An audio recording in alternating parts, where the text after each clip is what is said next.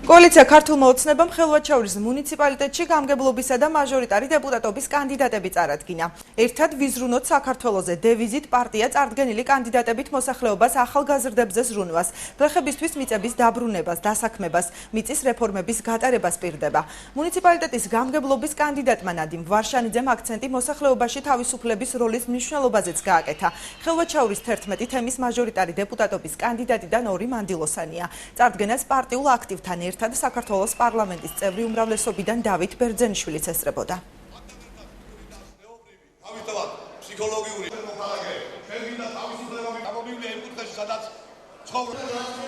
ხელვაჩაურის მუნიციპალიტეტის მთავარ მიზანს წარმოადგენს ინფრასტრუქტურული სამუშაოების განხორციელება.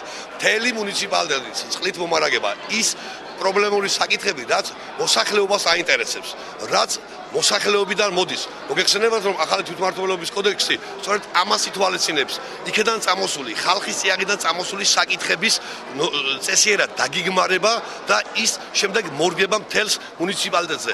თითეული მათგანი ამ 11-დან არის გამარჯვებული ძალიან სერიოზულ კონკურენციაში. ჩვენ ვარჩევდით კანდიდატებს კონკურენტუნარიანობის მიხედვით.